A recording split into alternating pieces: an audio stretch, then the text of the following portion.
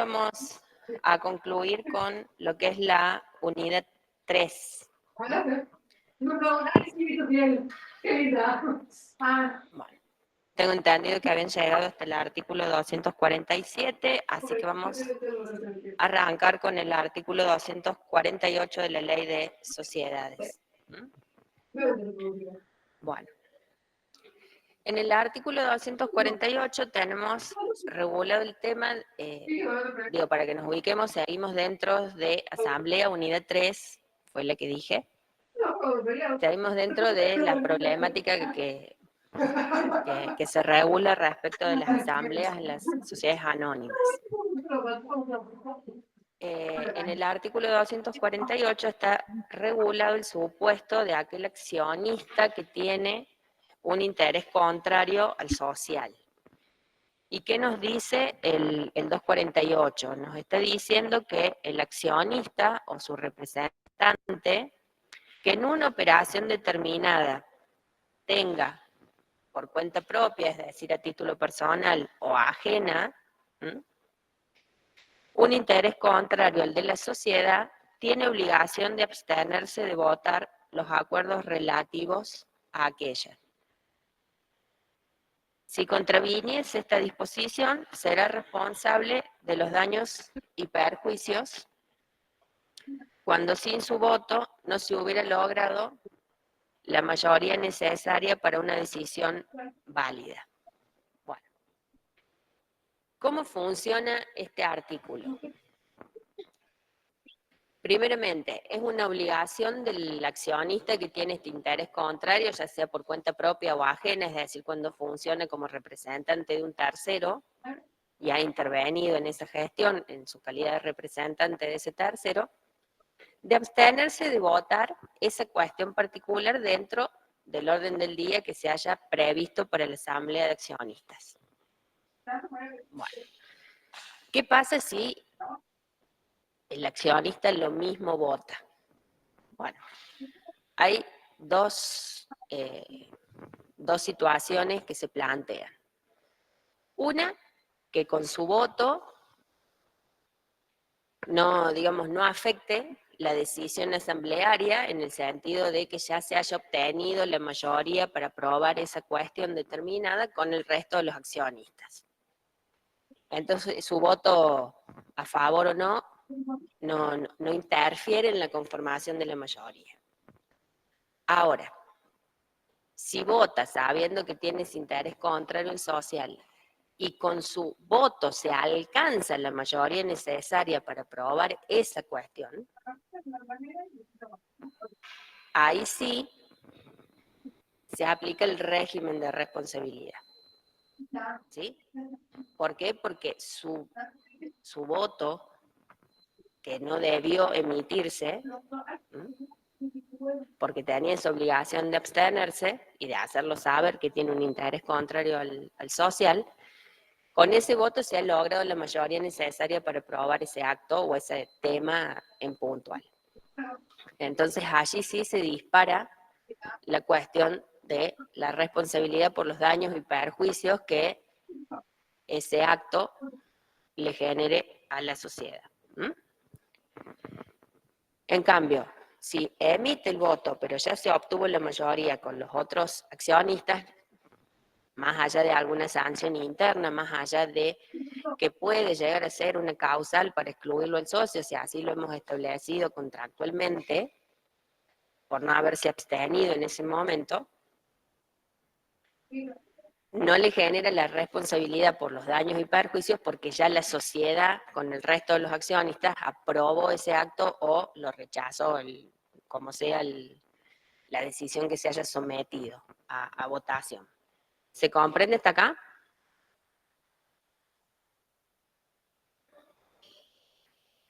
Bien. Bueno.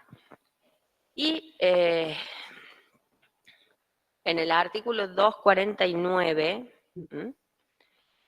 ¿qué es lo que se regula? Se regula el tema de las actas.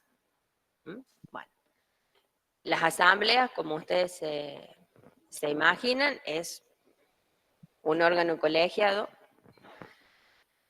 que va funcionando como estamos funcionando ahora, digamos. Yo tomo la palabra, ustedes levantan la mano, toman la palabra. Bueno, todo eso hay que ir dejándolo registrado.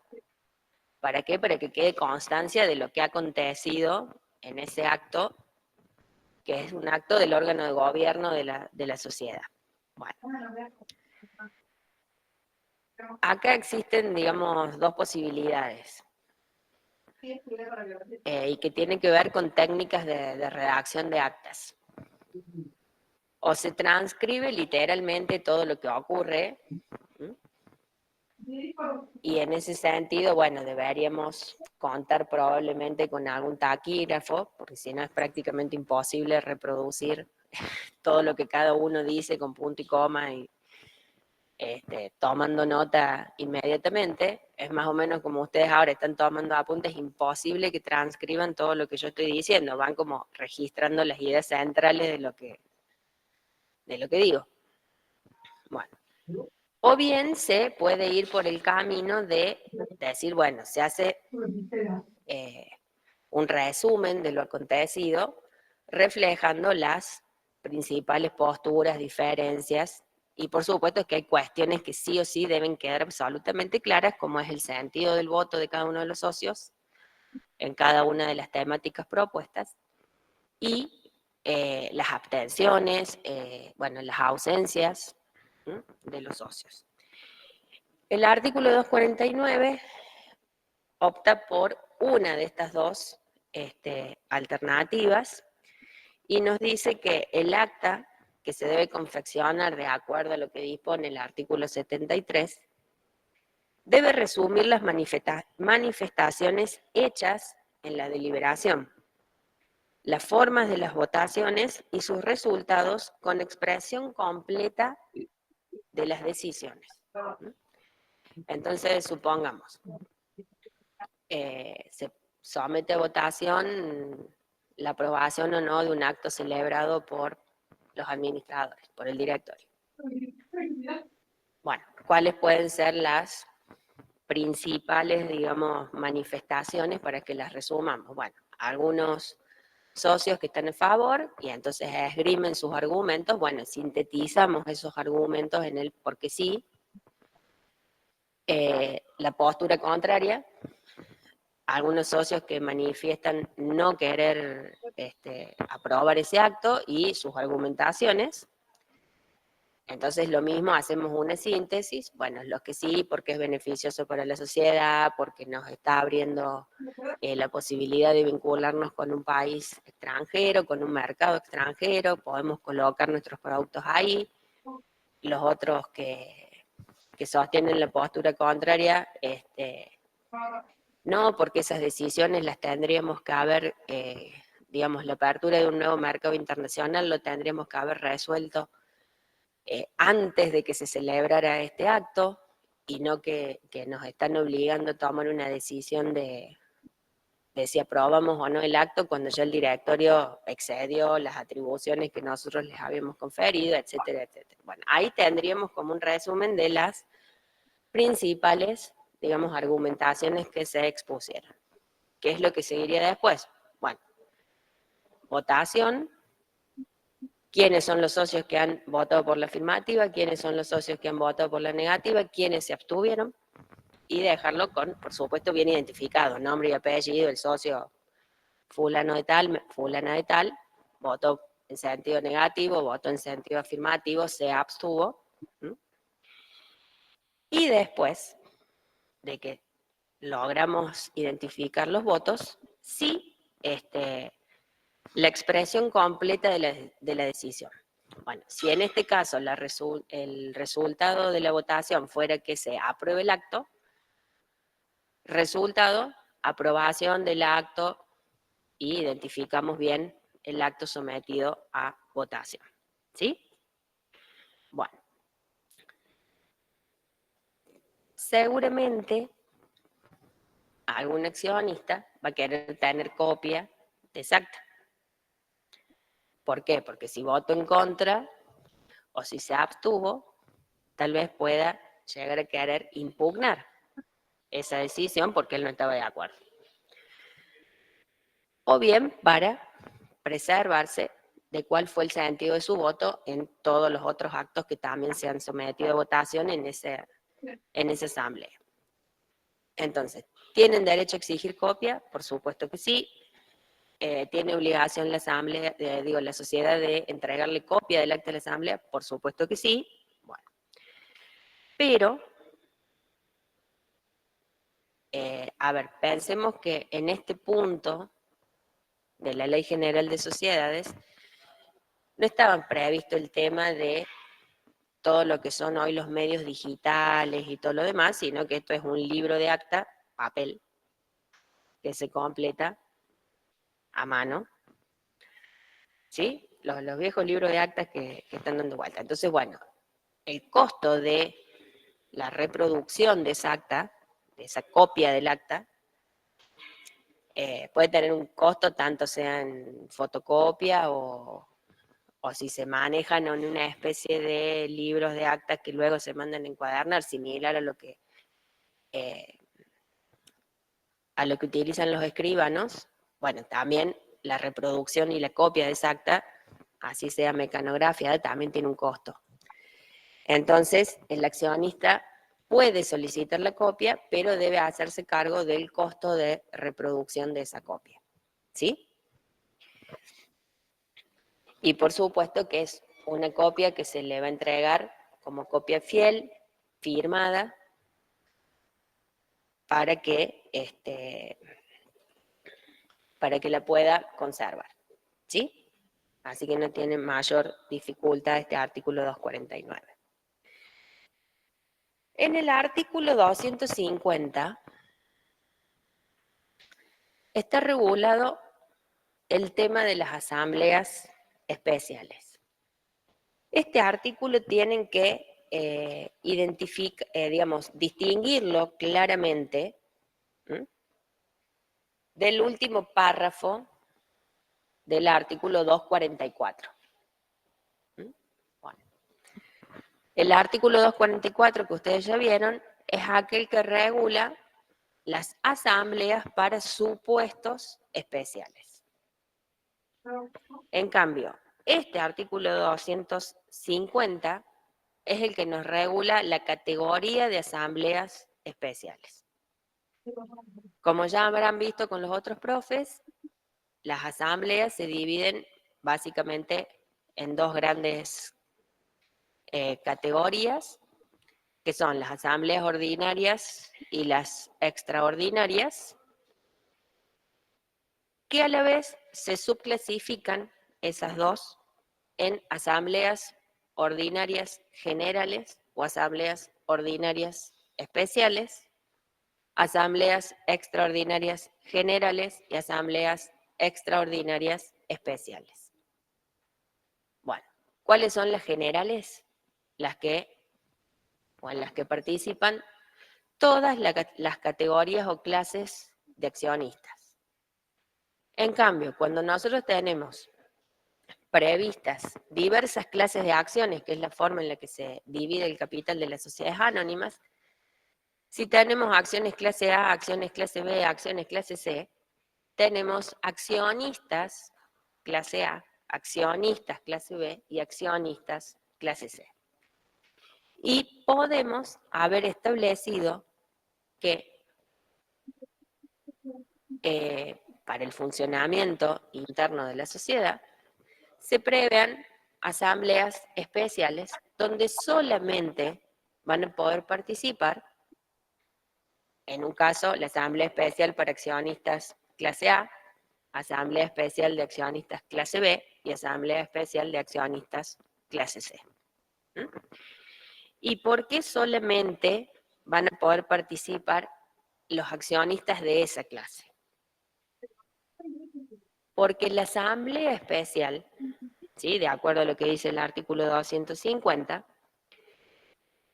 tiene que adoptar resoluciones que afecten los derechos de esa clase de acciones. Y entonces se requiere la aprobación o ratificación de esa clase de accionistas. Y ¿Y cómo vamos a obtener esa aprobación o ratificación por parte de, por ejemplo, los accionistas clase B? Convocando a una asamblea especial, ¿sí? Que se rige por las normas de la asamblea ordinaria. ¿Mm? ¿Se entendió esto? Bien.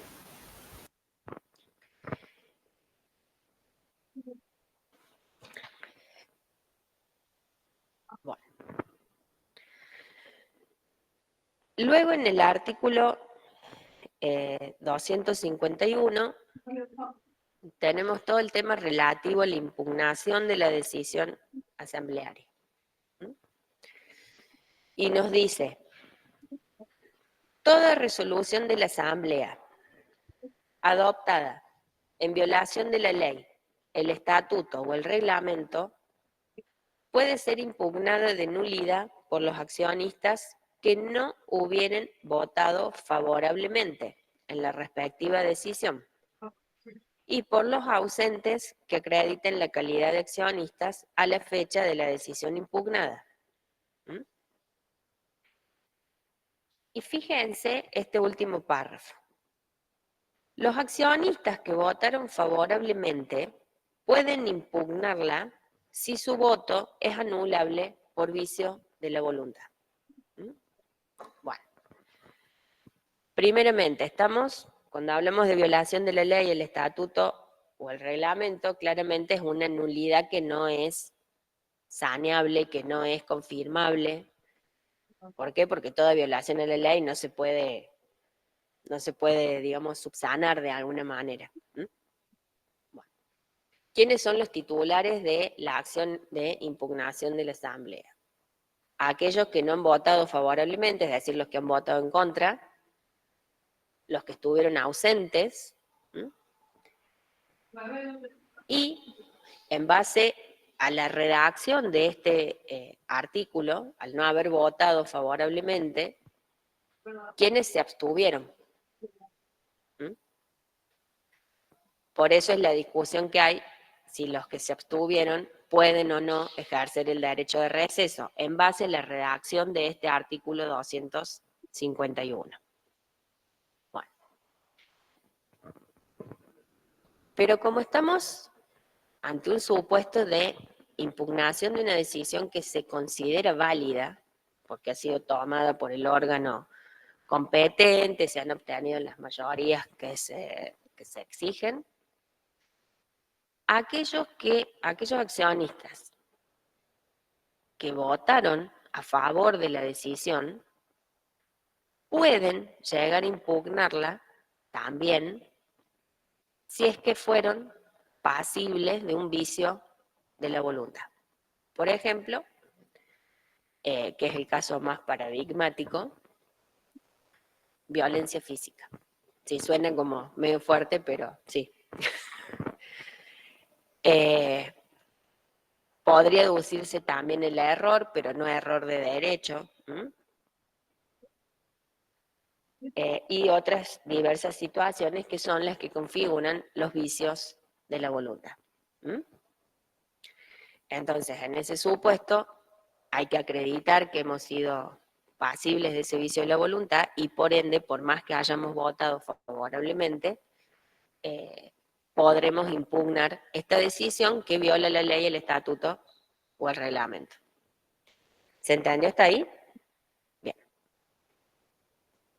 Siguiendo y teniendo en cuenta estas causales de impugnación de las decisiones asamblearias, también pueden impugnarla los directores, síndicos, miembros del Consejo de Vigilancia o la autoridad de Contralor. ¿Por qué? Porque si, digamos, todos los accionistas votan favorablemente y es una decisión contraria a la ley o que viola la ley, el estatuto o el reglamento, bueno, claramente ninguno le impugnaría, porque todos han votado favorablemente. Si ninguno es víctima o es pasible de aducir un vicio de la voluntad, tampoco pueden impugnarla. Bueno, pero claramente el órgano de gobierno toma la decisión y quien debe ejecutarla, ¿quién es? el directorio. ¿Podríamos obligar al directorio a que ejecute un acto que viole la ley, el estatuto o el reglamento? Claramente no. Bueno, si el director no es accionista, tampoco ha podido, digamos, tratar de que no se aprobara o impedir que se aprobara esa decisión que viola la ley, el estatuto o el reglamento. Entonces, por eso es que la ley permite que tanto los directores como los síndicos, los miembros del Consejo de Vigilancia o incluso la autoridad de Contralor impugne la decisión que ha tomado el órgano de gobierno de esa sociedad. Bueno.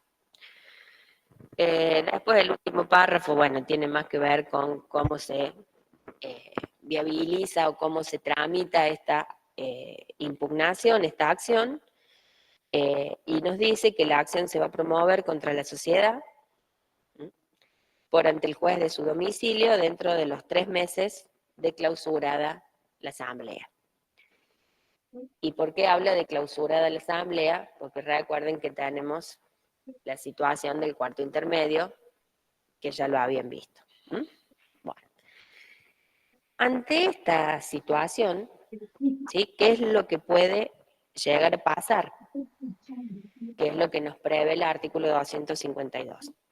Que el juez puede suspender a pedido de parte, si existen motivos graves y no mediar perjuicio para terceros, la ejecución de la resolución impugnada. Previa garantía suficiente para responder por los daños que dicha medida pudiera causar a la sociedad. Como es una decisión que está violando la ley, el estatuto o el reglamento, por eso es que el juez, si se acreditan esta existencia de los motivos graves y que no se está perjudicando a ningún tercero, puede evitar a través de una medida cautelar, ¿qué cosa? Que la decisión asamblearia sea ejecutada inmediatamente, que es lo que ocurre habitualmente cuando nadie impugna una resolución asamblearia, o que pasible de alguna impugnación, la resolución que se ha tomado tiene principio de ejecución inmediata, entonces no se puede suspender. Y entonces tanto el directorio y sobre todo el directorio, debería cumplimentar con lo que resolvió el órgano de gobierno. Por eso es que se prevé esta posibilidad de que suspendamos los efectos de esa resolución que está siendo impugnada en base a estos, digamos, argumentos de violar la ley, el estatuto o el reglamento. Bueno.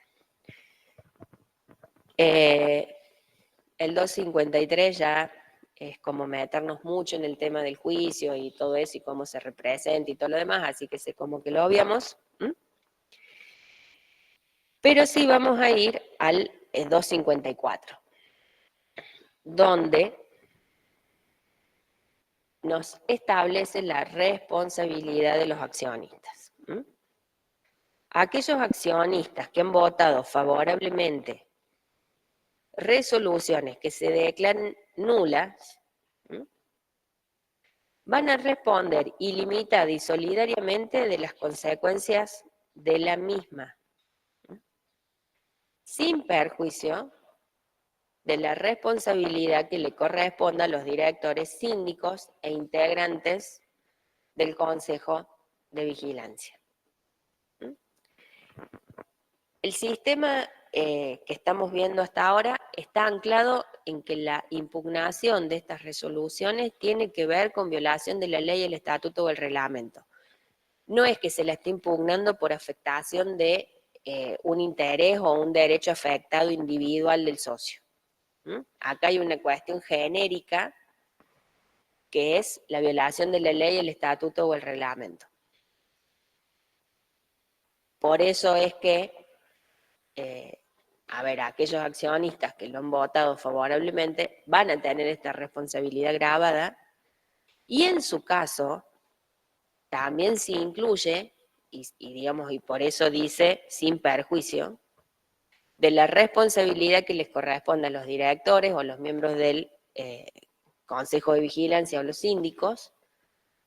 ¿Por qué? Porque se supone que si hay una violación de la ley, el estatuto o el reglamento, ellos, que están también facultados para impugnar esa resolución, deberían haberlo hecho.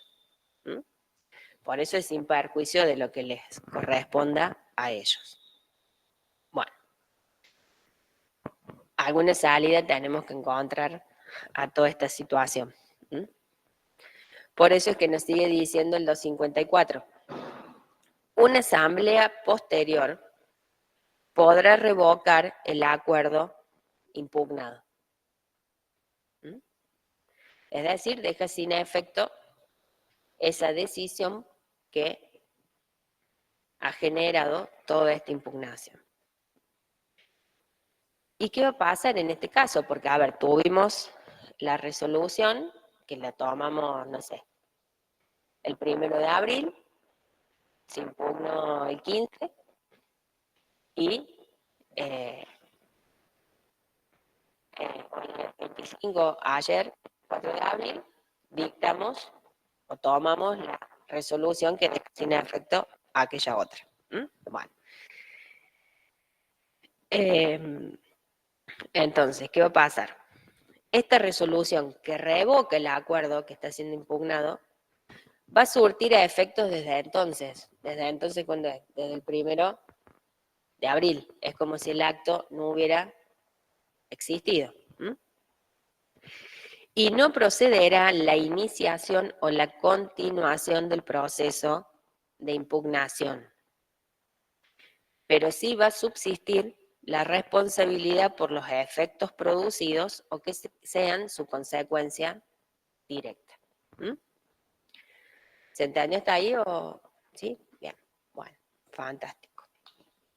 Bueno, y con eso se cierra el tema de asamblea. ¿Alguien tiene alguna duda, alguna consulta sobre el tema asamblea? Bueno, recomendación, estudien estos temas del libro del profe Fourcade. Por más que esté, digamos, desactualizado con los artículos, pero hagan el estudio comparativo, vayan viendo las nociones, los conceptos de ahí y ajustamos con lo que dispone la ley vigente, la redacción actual, digamos, de algún artículo que pueda haber sido modificado últimamente. Sí.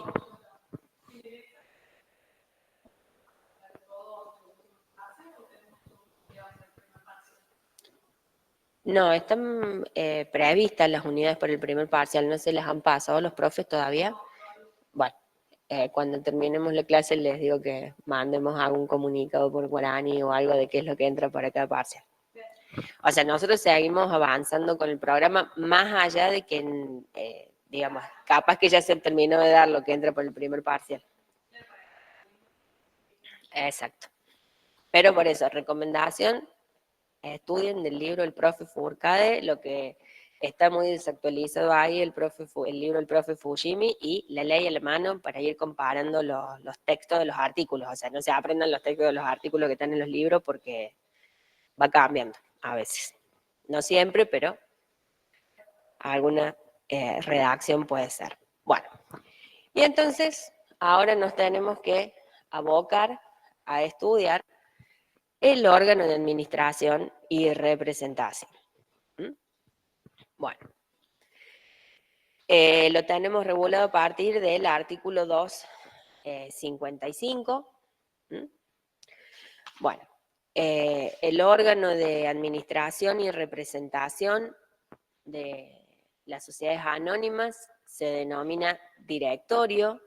Este es uno de estos elementos tipificantes que se acuerdan que cuando veíamos las primeras clases el tema de tipicidad o el tema del acto constitutivo, bueno, ¿cómo sabíamos cuáles eran estos elementos tipificantes? Bueno, los tenemos a lo largo de la regulación de cada una de las tipologías societarias. Bueno, precisamente la denominación de este órgano es un elemento esencial tipificante, debe llamarse directorio, y cumple el órgano las dos funciones de administración y de representación. Lo que sí ocurre es que si este órgano es pluripersonal, es decir, está conformado por más de dos personas humanas, llamemos por ahora, ¿qué es lo que va a ocurrir? Que cuando es pluripersonal, sí se tienen que dividir dos funciones básicas, que son la representación y la administración. ¿Por qué? Porque en ese caso, alguna de estas personas humanas que integra el órgano de administración va a tener que asumir la función o el cargo de presidente o presidenta del directorio. ¿Mm? Y el presidente del directorio es quien ejerce la función de representación. ¿Mm? La administración la asume todo el directorio, pero la representación está solo limitada a quien ocupe el cargo de presidente del directorio cuando se trata de un órgano pluripersonal.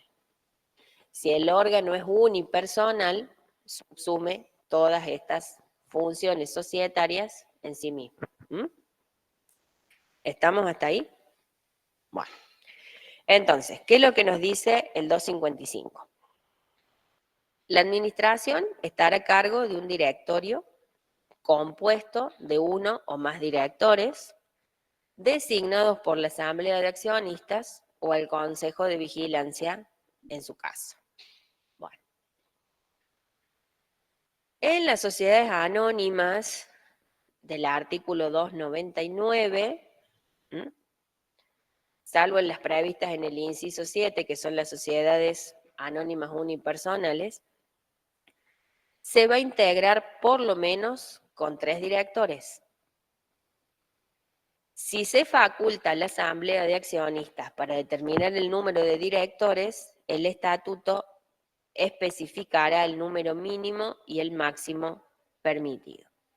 Bueno, entonces, ¿qué es lo que sacamos en limpio de acá? El directorio puede ser unipersonal, ¿m? En casi todos los casos, salvo que la sociedad esté incluida en el artículo 299. En ese caso, se exige un directorio pluripersonal y que como mínimo tiene que tener 3 directores. ¿Mm? Bueno, ¿por qué el número impar? Porque cuando es pluripersonal vamos a tener que aplicar algún régimen de mayoría y si ponemos números pares de integrantes, en algún momento alguien va a tener que dirimir y es mucho más fácil cuando son impares de resolver esto que si tenemos pares y tenemos que buscar la salida de cómo logramos la mayoría en ese caso. ¿Mm? Por eso siempre, cuando son órganos pluripersonales, busquemos número impar, que entonces la mayoría se da sola y no tenemos que ver posibilidad de desempate. Bueno. Y vemos que, podemos tener haber previsto en el acto constitutivo un directorio pluripersonal, pero no haber establecido la cantidad de integrantes. Bueno, entonces, en ese caso se puede, en el acto constitutivo, facultar a la Asamblea de Accionistas a que determine este número posteriormente. En ese caso, bueno, ¿qué es lo que va a especificar el estatuto, digamos, o el acto constitutivo? El número mínimo y el número máximo dentro del cual la Asamblea va a poder establecer efectivamente qué cantidad de integrantes va a tener el directorio. Entonces, el mínimo de 3, máximo, no sé, 30, por decir algo. Entonces, entre 3 y 30, la asamblea fijará el número de los integrantes efectivos del directorio. ¿Sí?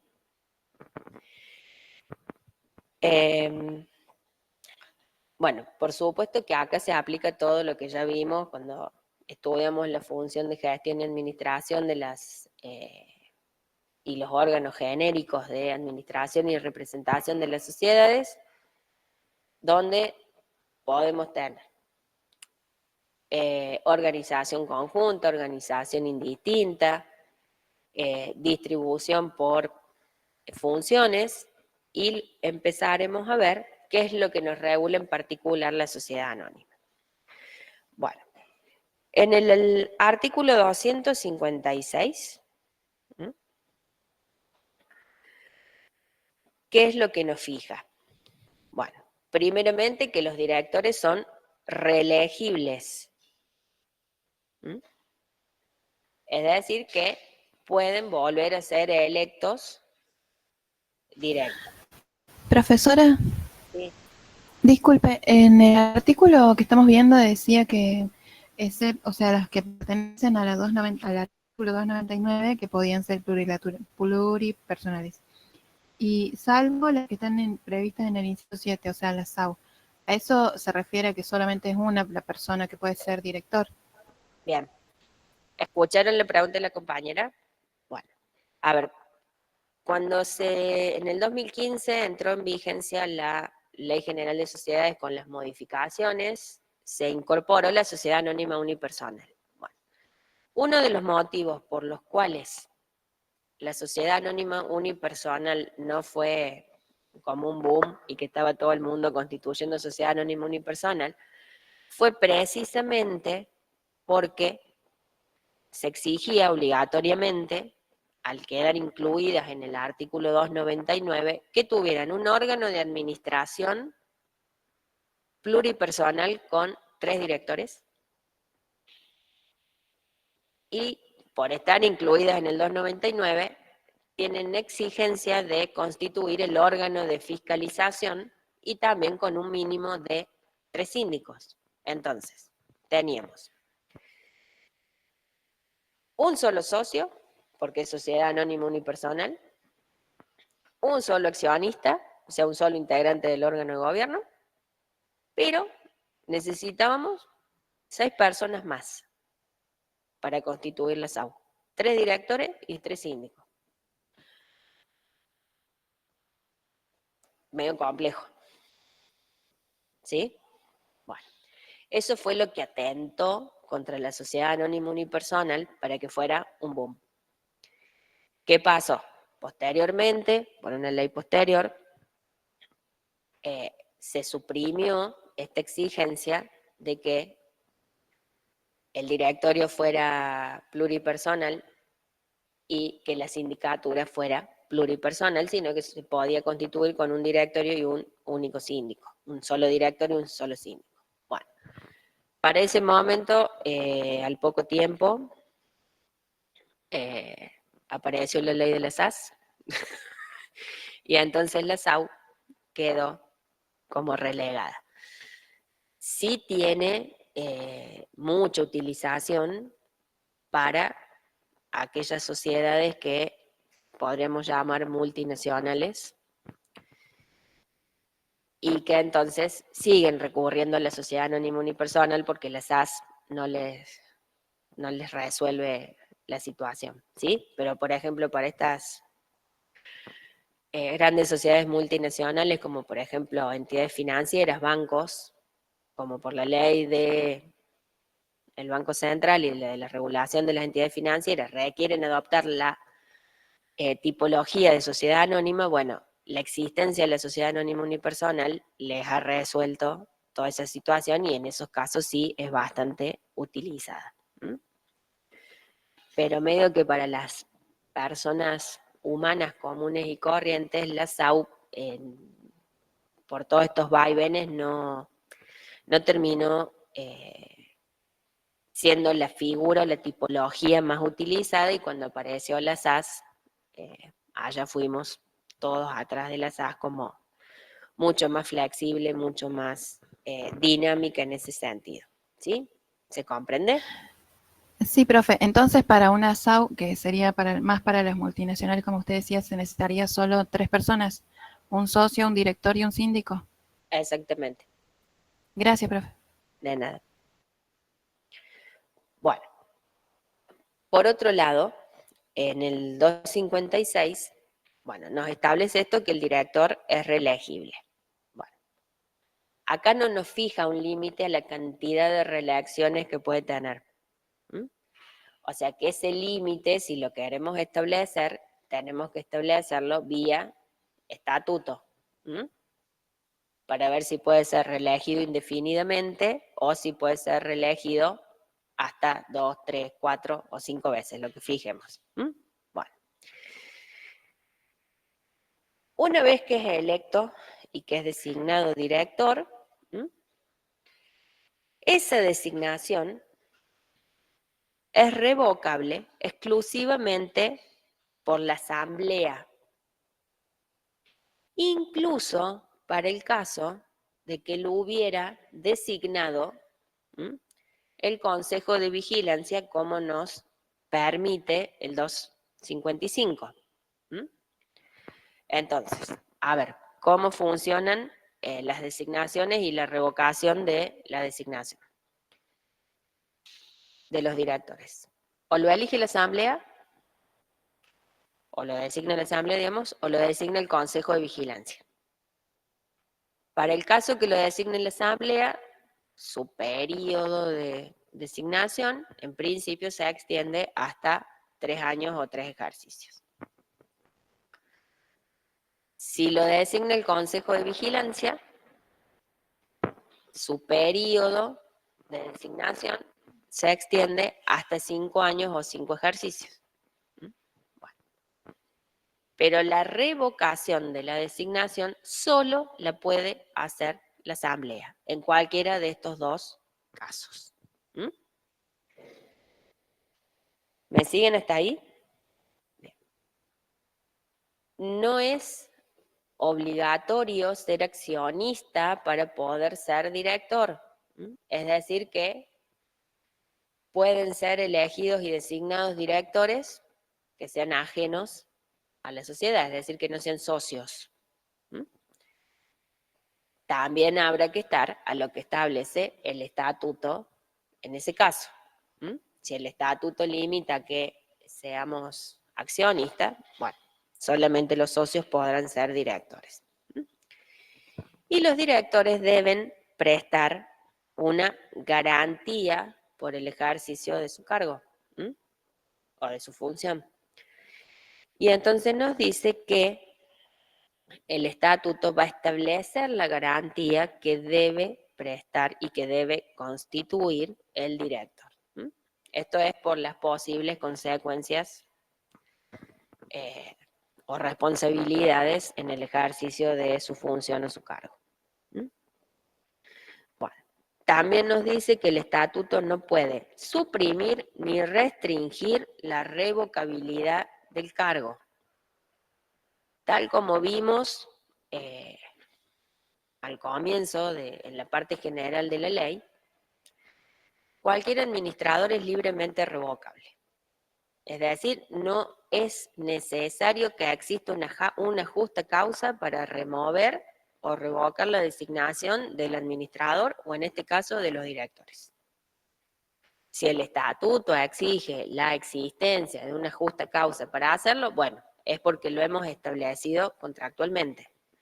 Pero si no, son libremente revocables sin expresión de ninguna causa. ¿Mm? Luego nos fija otras condiciones, que son ¿cuáles? La mayoría absoluta de los directores deben tener domicilio real en la República. ¿Mm? Todos los directores deberán constituir un domicilio especial en la República, donde serán válidas las notificaciones que se les efectúen con motivo del ejercicio de sus funciones, incluyéndose las relativas a la acción de responsabilidad. ¿Mm? Bueno. En el 257 está esto que les explicaba de la duración en el cargo. ¿Mm? Bueno. Sin embargo, nos aclara el 257 que una vez finalizado el periodo por el cual fue designado, si todavía no se hubiera resuelto la elección de los nuevos directores o los nuevos integrantes, ¿m? El director permanecerá en su cargo hasta ser reemplazado, es decir, hasta que efectivamente asuma el nuevo director electo o designado. ¿Y esto por qué? Porque las asambleas de designación de directores o síndicos muchas veces se impugnan, ¿sí? Entonces, como tenemos ahí ese periodo dando vueltas, la sociedad no se puede quedar sin su administrador. ¿Mm?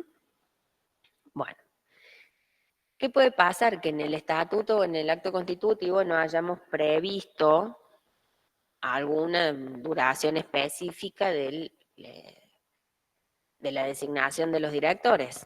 ¿Mm? Bueno, entonces, ¿qué es lo que debe entenderse en ese caso? Bueno, en caso de silencio del Estado,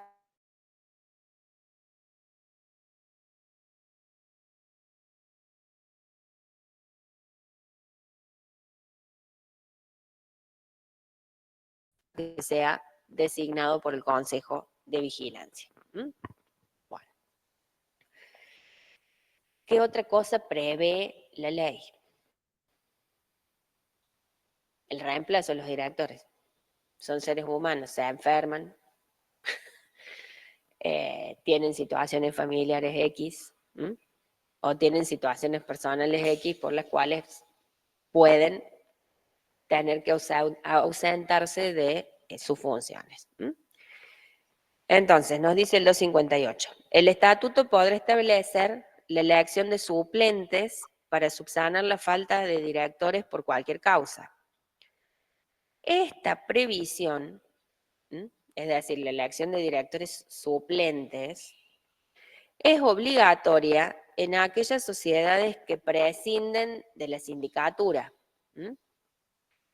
Bueno, ¿por qué es obligatorio en ese caso? Porque si tenemos prevista la sindicatura, bueno, podrían funcionar como reemplazantes del órgano de administración en situación de emergencia ante esas eventualidades. ¿Mm? Bueno. En caso de vacancia, algún director renunció,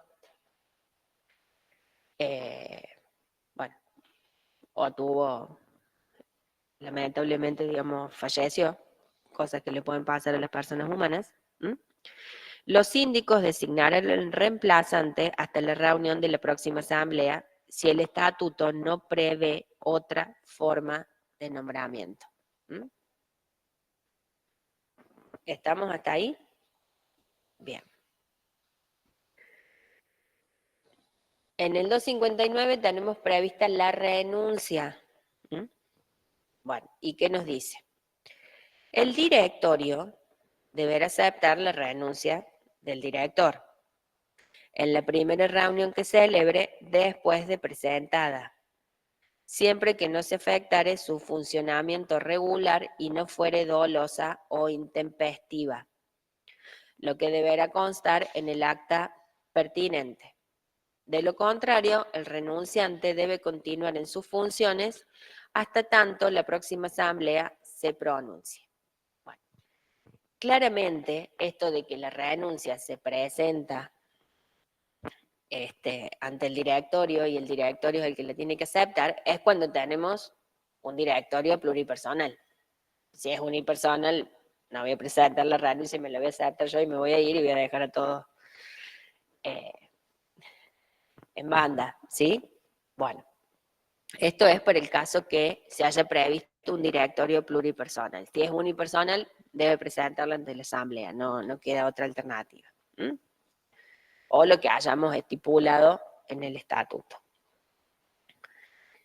pero siempre teniendo en cuenta que el órgano de administración y representación es el órgano permanente de las sociedades. Por eso estas exigencias de que tampoco se pueden alejar o pueden renunciar y irse automáticamente porque pueden afectar el normal funcionamiento de la sociedad. ¿Sí? Bueno. Nos dice que no tiene que ser dolosa o intempestiva. Esto también ya estaba regulado en las otras tipologías societarias y en la parte general. Es decir, que con la renuncia yo no esté buscando generar o causar un perjuicio o un daño directo a la sociedad, que es el caso de que fuera dolosa, o intempestiva, que digo, bueno, a partir de mañana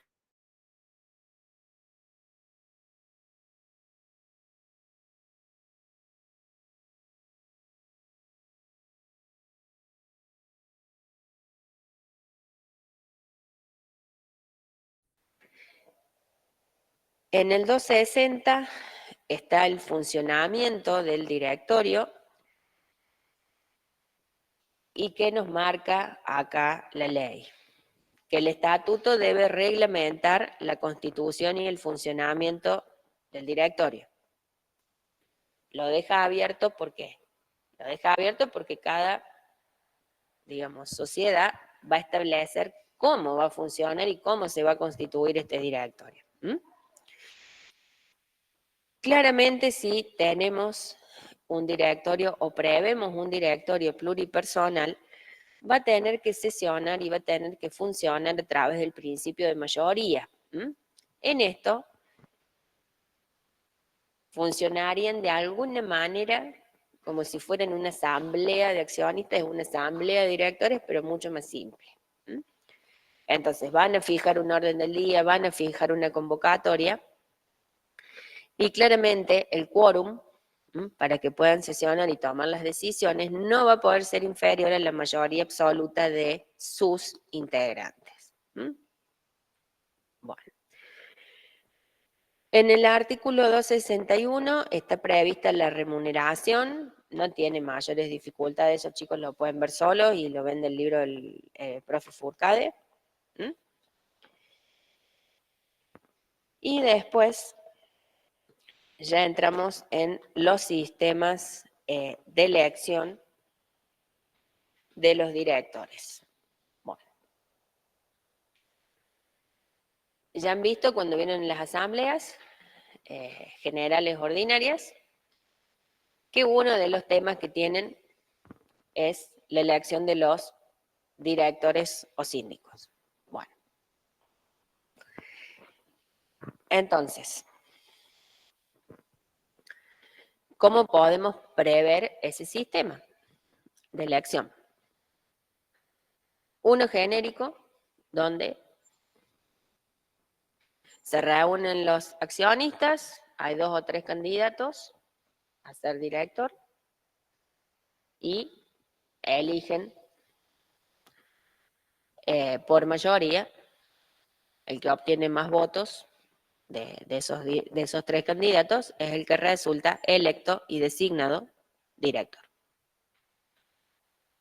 También puede ser que como tengamos clases de acciones y por ende tenemos categorías de accionistas,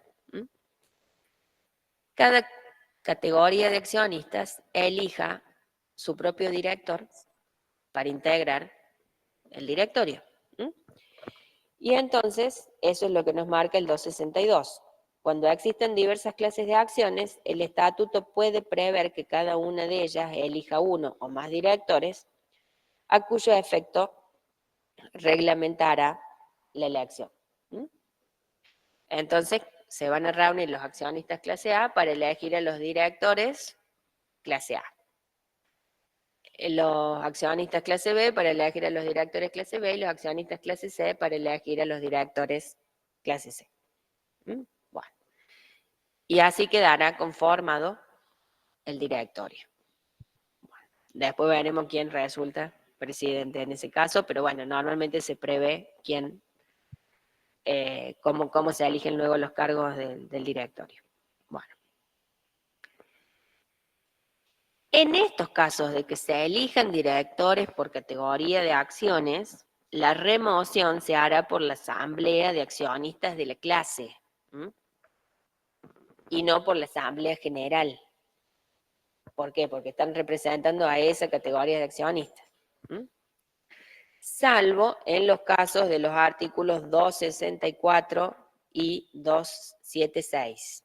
Bueno, adelantándome a lo que sigue, en el artículo 264 están las prohibiciones e incompatibilidades para ser director. Como claramente es una incompatibilidad y prohibición genérica, no importa si lo eligió la clase A, la clase B o la clase C, no va a poder ser director, así lo haya elegido quien sea. Y en el caso del artículo 276 es cuando estamos frente a la responsabilidad de algún director. Por eso se los exceptúa de este supuesto.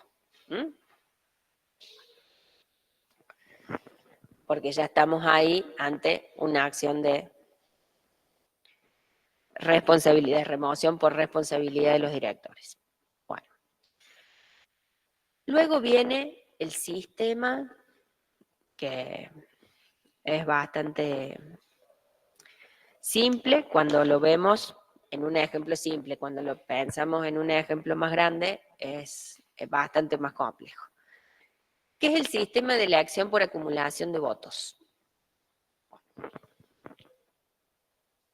¿Para qué se introduce este sistema de elección por acumulación de votos en el caso de los directores? Normalmente en las sociedades existe lo que podríamos decir un grupo de accionistas que es el mayoritario y un grupo de accionistas que es el minoritario. Si no tenemos clase de acciones, no tenemos categoría, ¿qué directores van a resultar electos? Los que proponga y vote el grupo mayoritario. ¿Sí? Entonces la ley ha previsto este sistema de elección por acumulación de votos o de voto acumulativo para que este grupo minoritario pueda llegar a tener la posibilidad de tener un representante en el directorio. No quiere decir que lo va a obtener. Es asegurar la posibilidad de que pueda resultar electo algún candidato que represente sus intereses. ¿Está claro? Bueno. Entonces, esto después busquen bien el ejemplo que está en el libro del profe Fourcade, porque esto hace falta estudiarlo haciendo cuentas al lado. Bueno. Nos dice que los accionistas tienen derecho a elegir hasta un tercio de las vacantes a llenar en el directorio por el sistema de voto acumulativo. Bueno, vamos a utilizar el ejemplo más simple, que es pensar que el directorio tiene 9 cargos. Bueno, entonces, 9 cargos, nos dice, los accionistas tienen derecho a elegir hasta un tercio de las vacantes a llenar en el directorio por el sistema de voto acumulativo. Si son 9, un tercio es 3. ¿Sí o no? Bien. Pero tenemos que cubrir 9 vacantes. O sea que ya vemos que en esas 9 vacantes, 6 se van a cubrir por el voto de la mayoría simple, o el sistema común. Y hasta 3, que sería el tercio, por el sistema de voto acumulativo, pero que a la vez va a competir con el sistema de voto general. ¿Me van siguiendo? Bien. El estatuto no puede derogar este derecho ni reglamentarlo de manera que dificulte su ejercicio, pero se excluye en el supuesto que se haya previsto la elección por categoría, porque ahí todos los accionistas tienen representación. Bueno, ¿cómo es reglamentarlo de manera que dificulte su ejercicio? Si tenemos 9 vacantes y decimos que todos los años se elegirán 3, está bien porque un tercio va a ser 1. Pero si decimos que todos los años se van a elegir 2, ¿cuánto es el tercio de 2? Que vamos a elegir medio director, no se puede. Y 1 supera porque es el 50%, o sea, sería la mitad. Entonces ahí sería una reglamentación de la cobertura de los vacantes del directorio que impediría el ejercicio de este voto acumulativo. O sea que esa reglamentación sería nula. Bueno, y es lo que sigue diciendo después. El directorio no podrá renovarse en forma parcial o escalonada si de tal manera se impide el ejercicio del voto acumulativo. Y ahora tenemos que empezar a entender cómo funciona esto de la elección por voto acumulativo. Primeramente, los accionistas que deseen votar acumulativamente lo tienen que notificar a la sociedad 3 días antes de la celebración de la asamblea. ¿Por qué? Para que todo el mundo esté noticiado de que podemos llegar a tener una elección de directores donde se aplique el sistema de voto acumulativo. Y a la vez porque todos empiezan a hacer los cálculos. ¿Sí? Bueno.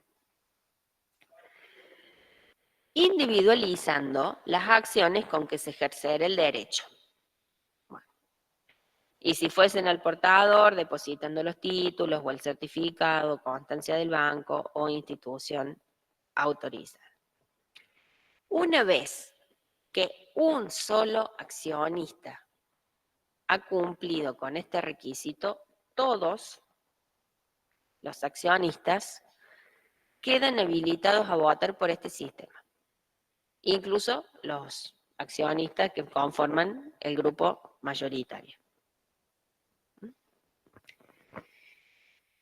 Después sigue diciendo que la sociedad deberá informar a los accionistas que lo soliciten acerca de estas notificaciones que hayan sido recibidas y el presidente de la asamblea debe informar a los accionistas presentes que todos se encuentran facultados a votar acumulativamente, hayan o no formulado la notificación. Antes de proceder a la votación, se va a informar pública y circunstanciadamente el número de votos que corresponde a cada accionista presente. Bueno, entonces ahí es donde ya sabemos cuáles son los votos que tiene cada uno. Bueno. Y acá viene la parte donde se hace, por ahí medio complejo el ejemplo.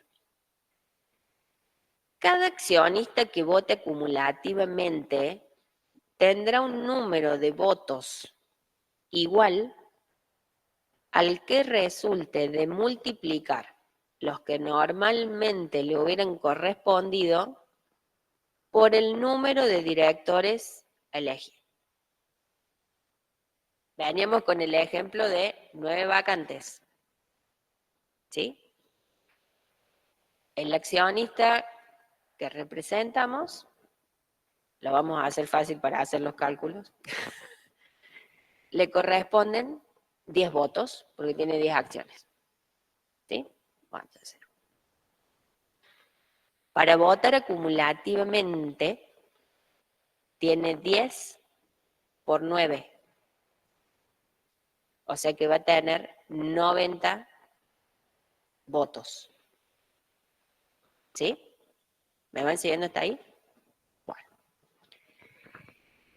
Esos 90 votos no es que los usa para las 9 vacantes. Podrá distribuirlos o acumularlos en un número de candidatos que no exceda del tercio de las vacantes a llenar. Aquí es donde tienen que empezar a armar el Excel.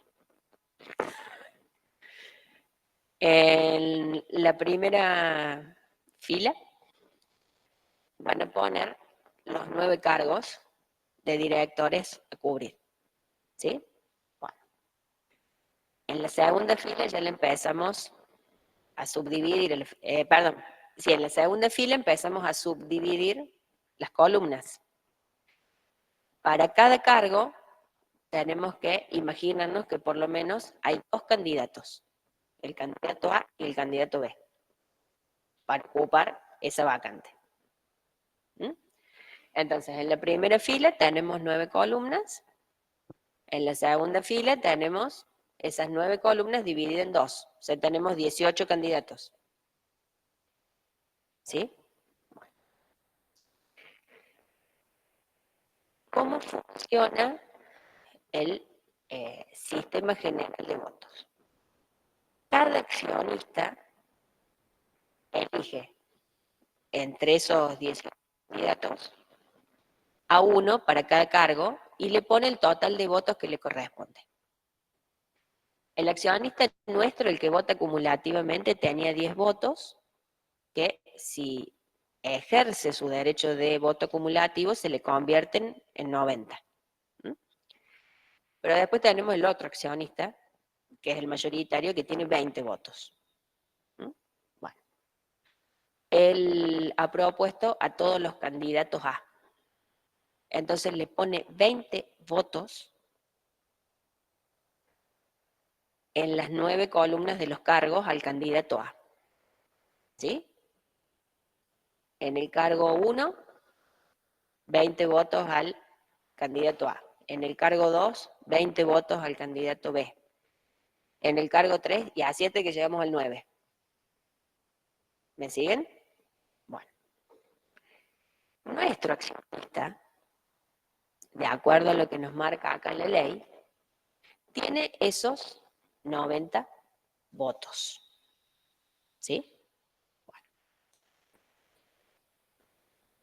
Y nos dice que puede distribuirlos o acumularlos en un número de candidatos que no exceda del tercio de las vacantes. Entonces, va a poder distribuir o acumular en 3, como máximo en 3 cargos de estas vacantes que tenemos. Bueno. Si nosotros distribuimos esos 90 votos en 3 candidatos a 3 cargos, que sería un ejemplo, frente al accionista, el otro que tiene 20, le gana en los 3 casos, porque le daría 30 votos y 30 votos. ¿Sí? Pero como este sistema compite con el general, y nos falta sumar los votos de todos los otros accionistas, si cualquier otro accionista le suma sus votos igual que el accionista de los 20, es decir, que nos pone los votos en los candidatos A, si nuestro accionista, que es el que vota acumulativamente, los divide, no logra acceder a cubrir un cargo, a poner a un candidato de él. ¿Sí? Entonces, probablemente le convenga, en vez de querer colocar 3, como el otro ya tiene 20, y él si los divide le queda 30, podría dividirlos en 2. Entonces le queda 45 y 45. Entonces tal vez logre colocar los 2 directores para ocupar esas vacantes, pero ya no puede aspirar a 3, aspira a 2. Bueno, hay que ver cuántos más accionistas están presentes para votar acumulativa o generalmente, es decir, por el sistema genérico, y si no, la única alternativa que tal vez le quede es ponerle los 90 votos a un candidato B para lograr ocupar el cargo. ¿Por qué? Porque ahí ya tendrían que ponerse de acuerdo todos los demás en votar al A. ¿Sí? ¿Me van siguiendo cómo funciona? O sea, es la posibilidad de que pueda llegar a colocar un representante en el directorio el grupo minoritario. Pero sí, a ver, es como todo. Si cada uno está atrás de un solo candidato, mientras más candidatos tenemos para cada uno de los cargos, menos votos va a sacar cada uno, más se dispersa la cosa, menos posibilidad efectiva de que gane tenemos. ¿Sí? ¿Se va entendiendo?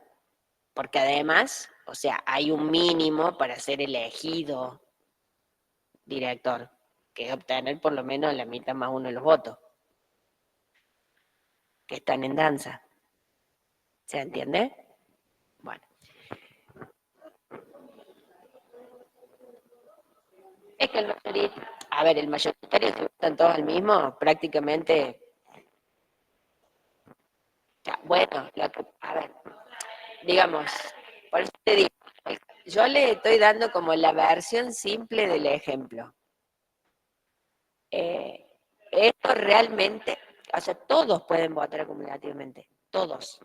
Lo que pasa es que te vas quedando con menos cargos a donde, porque por más que los acumules, no podés exceder de 3 en el ejemplo que tenemos. Mientras más cargos haya, y más división interna exista en los accionistas, más candidatos te van a aparecer. Normalmente los Excel que reflejan los posibles escenarios de votación para tomar la decisión de si acumulamos, dividimos, cómo acumulamos, etcétera, bueno, imagínate, ¿sí?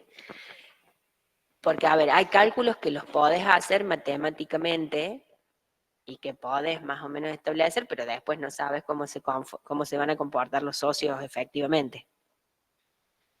¿Sí? Entonces ahí hay una cuestión de ir analizando lo que vos conoces de los otros accionistas o no, o sea, hay muchas veces que termina yendo ciega porque hay accionistas que han cambiado, entonces no sabes cómo están operando.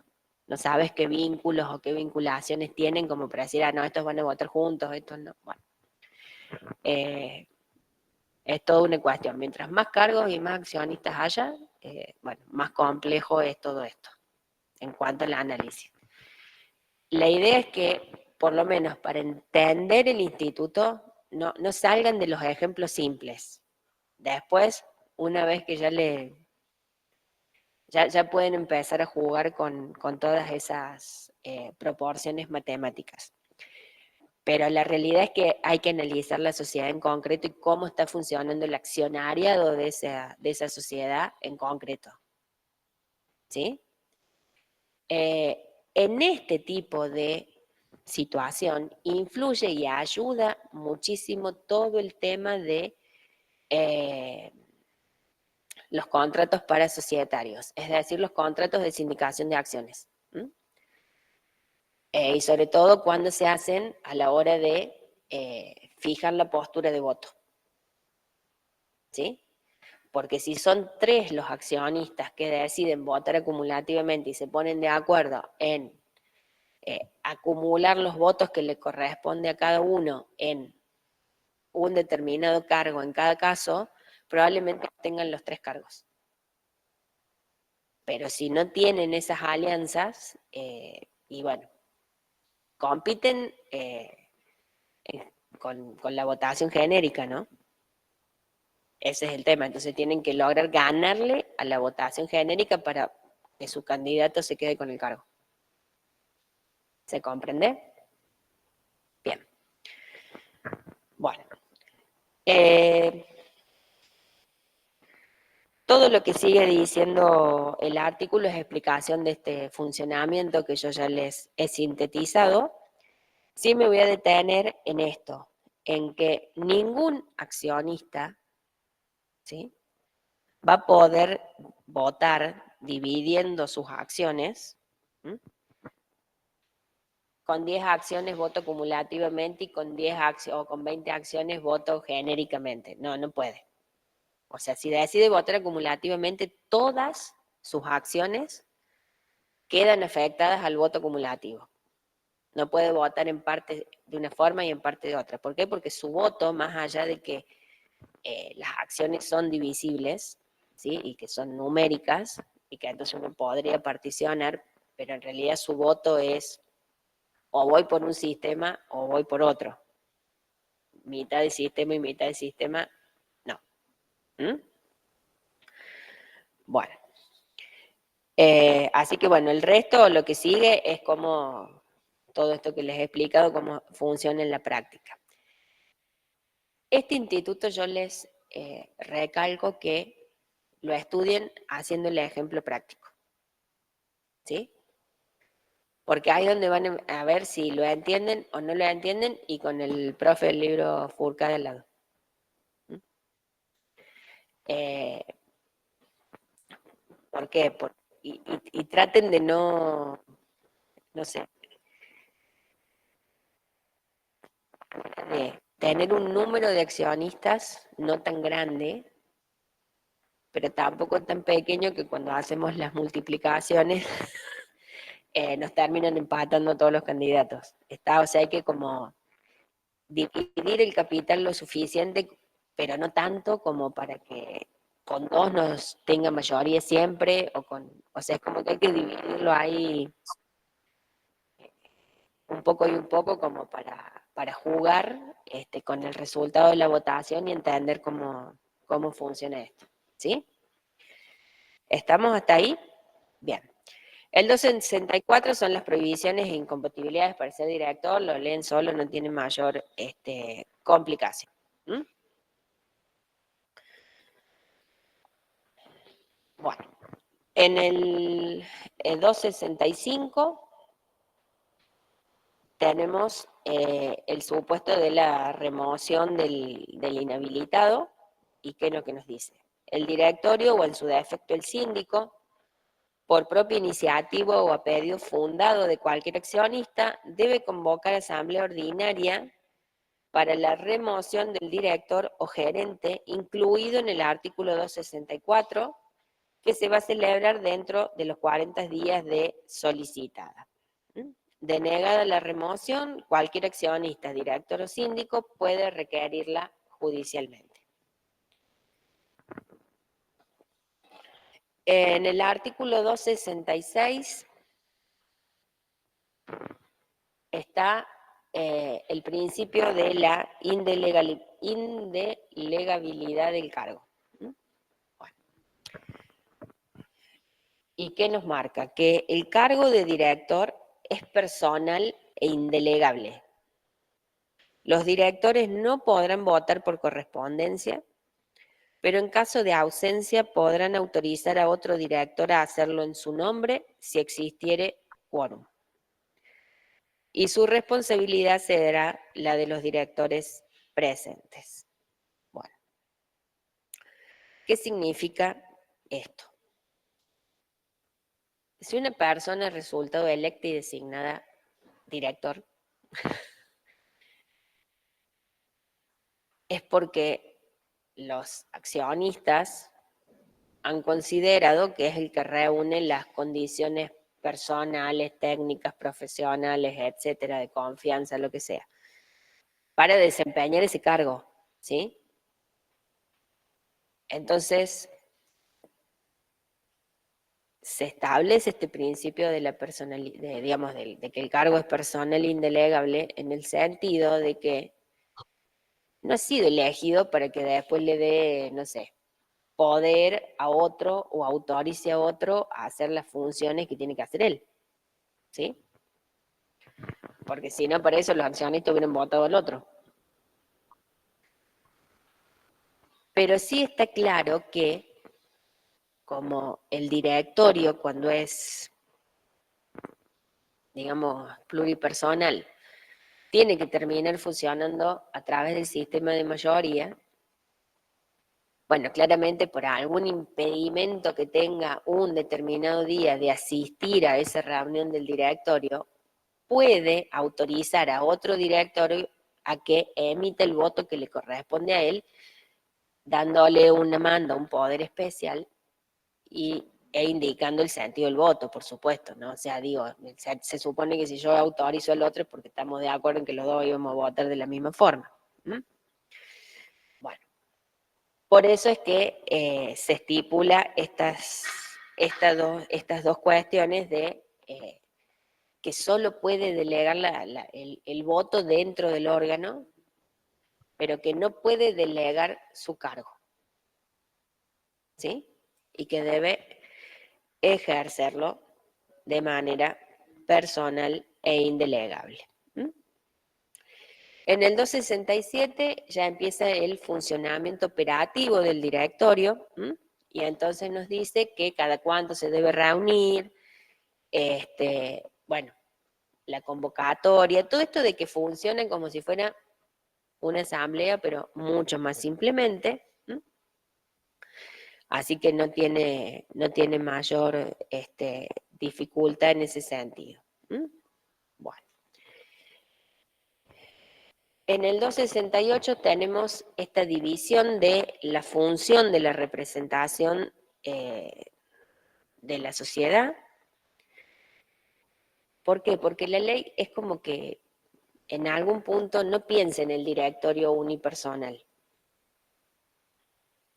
Como en el origen de la ley de sociedades comerciales, allá por el año 72, la sociedad anónima estaba pensada para la gran empresa, esa gran empresa necesariamente iba a necesitar órganos colegiados que cumplieran estas funciones societarias. Entonces, en algún punto, uno cada vez que lee cómo está regulado el directorio en la Ley General de Sociedades, es como que lo vemos muy claramente cuando es pluripersonal.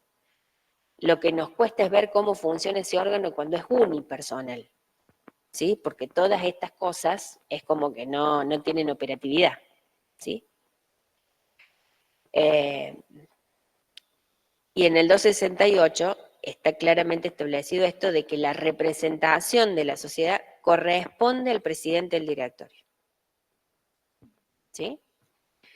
Y a la vez habilita que el estatuto autorice la actuación de uno o más directores. En ambos supuestos se va a aplicar el artículo 58. Bueno. Posteriormente tenemos, por eso les digo que acá es difícil imaginarse el directorio unipersonal y es mucho más fácil imaginarse el gran directorio con 15 o 18 directores. En el artículo 269 y en el 270 tenemos dos maneras adicionales de organizar el directorio. Bueno, por un lado, seguimos con los principios y las normas generales de cuando vimos el órgano de administración de las sociedades en general. Se pueden establecer división de funciones, se pueden establecer, se puede establecer la administración conjunta o indistinta. En todo lo que estudiamos allá se aplica acá. Pero adicionalmente tenemos otras dos maneras.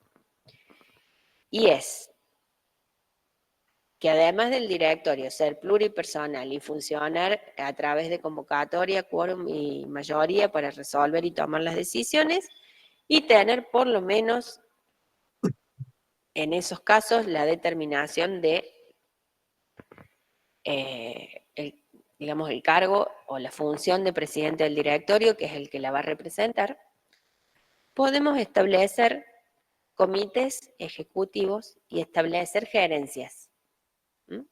Esta no es la gerencia de la sociedad de responsabilidad limitada. Bueno, ¿qué nos dice el 269?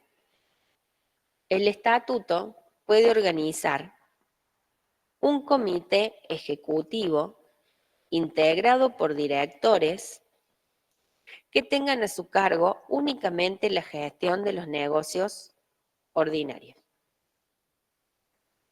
El directorio vigilará la actuación de ese comité ejecutivo y ejercerá las demás atribuciones legales y estatutarias que le correspondan.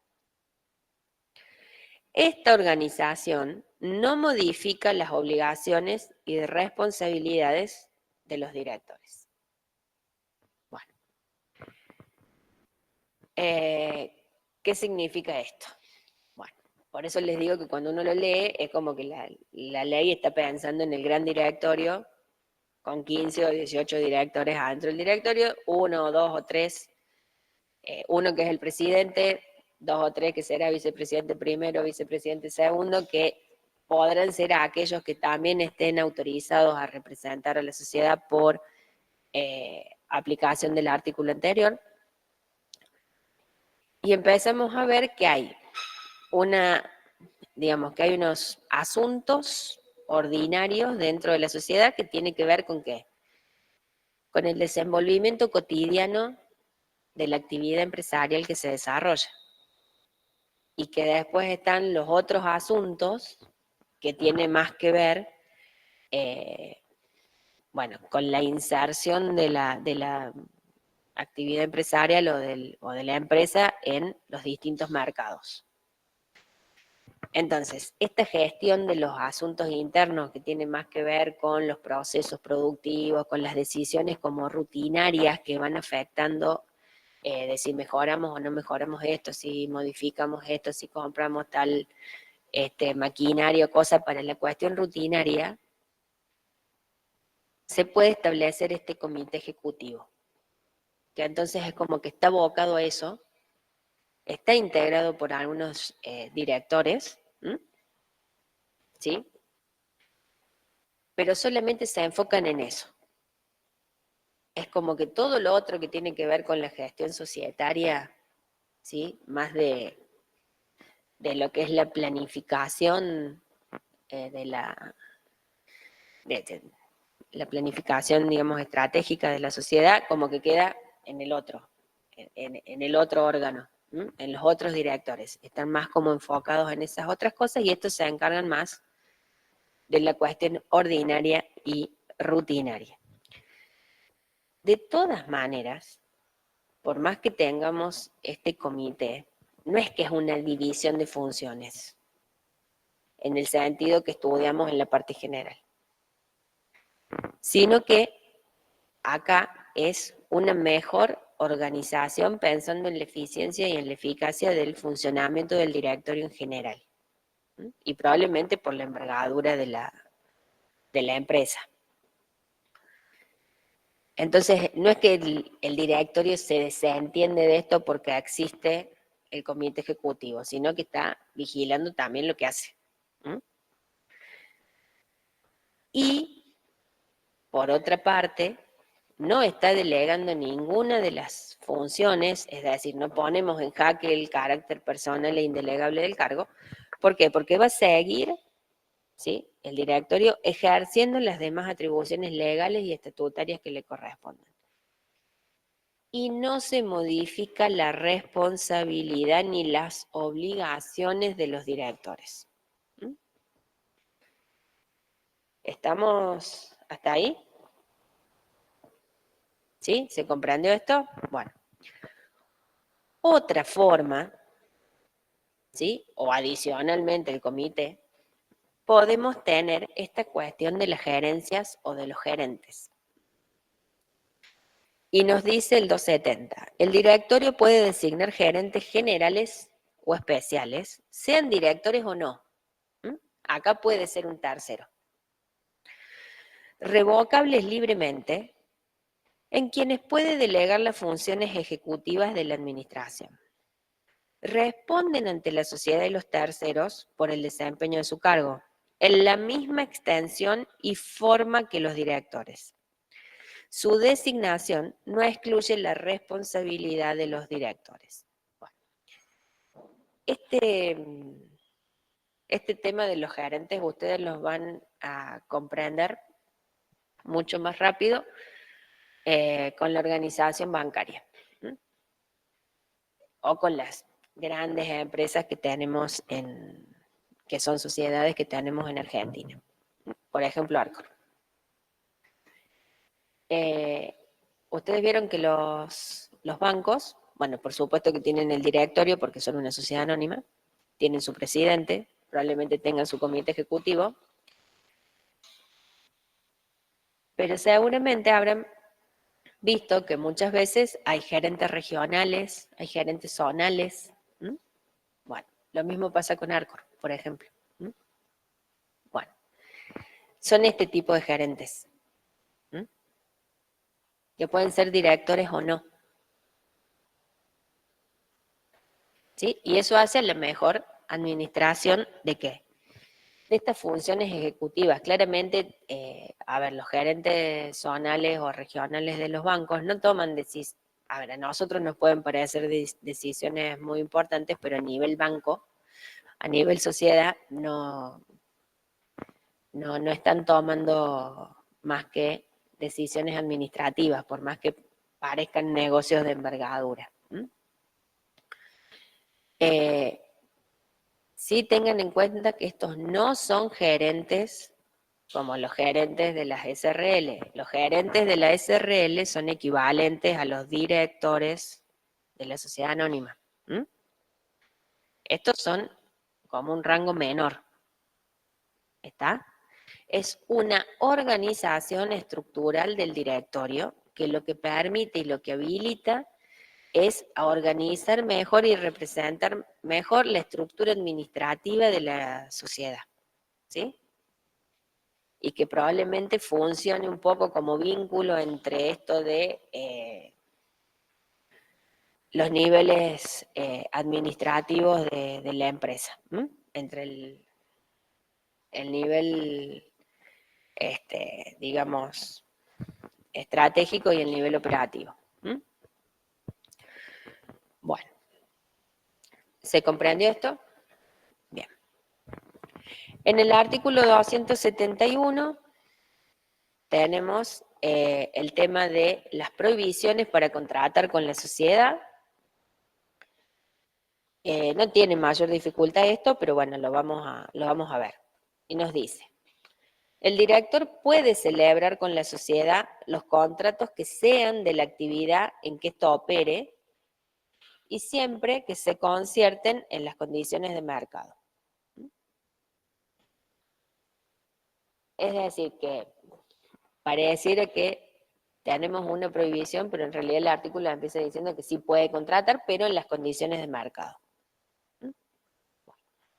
Los contratos que no reúnan esos requisitos solo podrán celebrarse previa aprobación del directorio o conformidad de la sindicatura si no existiese quórum, ¿dónde? En el directorio. ¿Mm? Y de todas estas operaciones en las que interviene un director con la sociedad, se debe dar cuenta a la asamblea. Y la asamblea puede hacer dos cosas: aprobar ese contrato o desaprobarlo.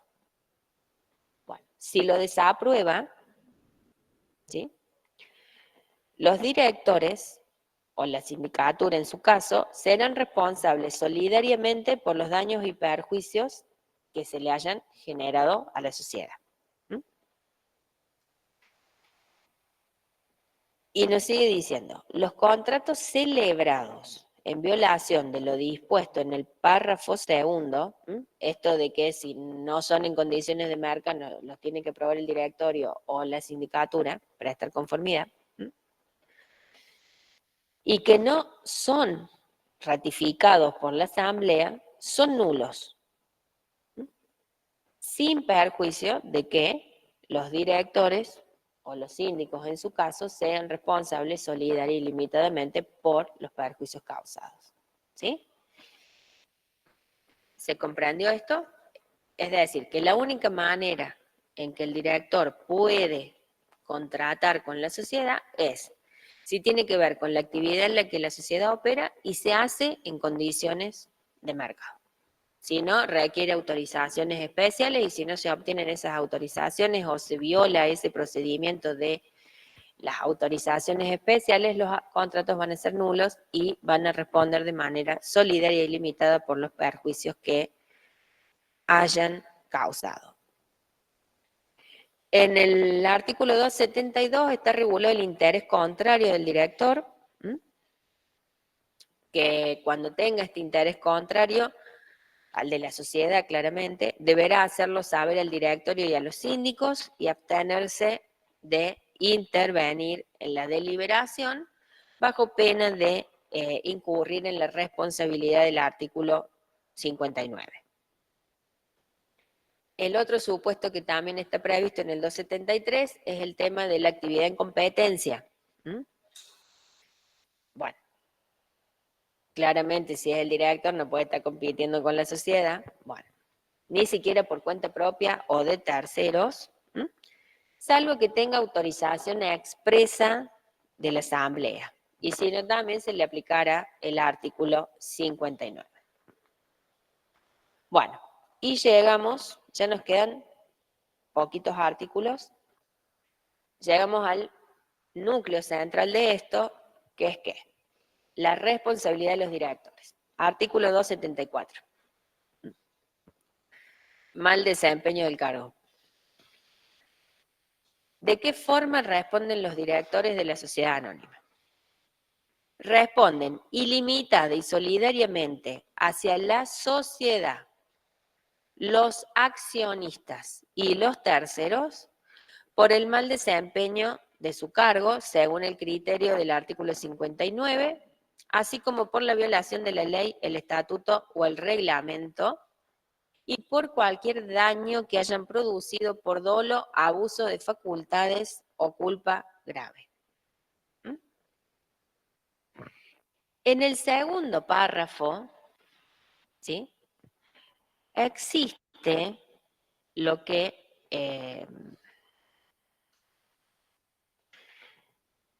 nos indica de manera indirecta que si elegimos una determinada organización del directorio, podemos llegar a vernos beneficiados de esa organización para el supuesto de la responsabilidad.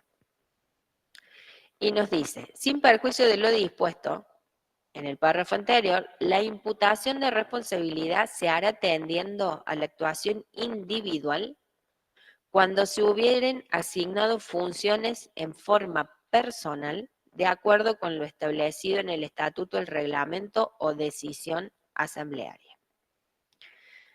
Bueno, para que esto opere, es decir, que tengamos una estructuración del directorio con división de funciones, es decir, cuando tenemos el director de compra, el director de venta, el director de marketing, etcétera. Bueno, ¿sí? Para que eso sea válido, primero lo tenemos que tener o en el estatuto, o en el reglamento, o en una decisión asamblearia, ¿sí? Y que para que esta asignación de responsabilidad se pueda dividir de acuerdo a esas funciones preestablecidas, el estatuto, el reglamento o la decisión asamblearia tiene que estar inscripta en el registro público. ¿Por qué? Porque es la única manera de que los terceros conozcan o se repute conocido por todos que esa división de funciones existe, es válida, está aprobada y funciona de esa manera. Entonces, el director de ventas no se puede meter en las compras y el de compras no se puede meter en marketing y así. ¿Sí? Bueno. Pero existe un supuesto en el cual un director, ¿sí?, puede eximirse de la responsabilidad. Si se exime de la responsabilidad, significa que no es responsable porque ha actuado de acuerdo a lo que corresponde. Es decir, que nunca le van a poder imputar responsabilidad. ¿Por qué? Porque el hecho dañoso no ha sido generado con participación de él. Bueno, ¿de qué manera? Bueno, de esta manera que establece el 274, último párrafo. Queda exento de responsabilidad el director que participó en la deliberación o resolución o que la conoció, si deja constancia escrita de su propuesta, de su protesta, y diere noticia al síndico antes de que su responsabilidad se denuncie al directorio, al síndico, a la asamblea, a la autoridad competente o se ejerza la acción judicial. Bueno, es decir, que para que un director pueda decir, yo no tuve nada que ver con eso, ¿sí? No es solamente decir, no estuve presente, yo no estaba de acuerdo, se los dije 20 veces, no. Si está presente, es decir, que participó en la deliberación o resolución, o que no estuvo presente, pero posteriormente conoció esta resolución o disposición que se adoptó en el directorio, ¿qué es lo que tiene que hacer para que no nazca su responsabilidad? Tiene que dejar constancia escrita de su protesta y dar noticia al síndico, todo eso antes de que se denuncie, ¿sí?, su responsabilidad al directorio, al síndico, a la asamblea, a la autoridad, o se inicie la acción judicial. Bueno, eso es para que no nazca su responsabilidad. El artículo 275 es un supuesto inverso. Se ha producido el hecho dañoso por el actuar del director, es decir, había un mal desempeño del cargo. Bueno, ya se le atribuye la responsabilidad al director. Bueno, pero él decide, ¿sí?, en determinados supuestos, bueno, resolver ese problema que hay porque le están imputando mal desempeño del cargo. Entonces procede a extinguir su responsabilidad. Bueno, y entonces nos dice, la responsabilidad de los directores y gerentes respecto de la sociedad se extingue por aprobación de la gestión, por renuncia expresa o transacción resuelta por la asamblea, si esa responsabilidad no es por violación de la ley, el estatuto o el reglamento. Y si no media oposición del 5% del capital social, por lo menos. Y esta extinción es ineficaz en caso de liquidación coactiva o concursal. Bueno, a ver. El director viene ejerciendo su cargo, ¿sí? Ya han sido electos por la asamblea anterior los nuevos directores, pero bueno, estos tenían su mandato hasta el, no sé, 31 de diciembre del 2024. Bueno, entonces en la asamblea de antes de fin de año,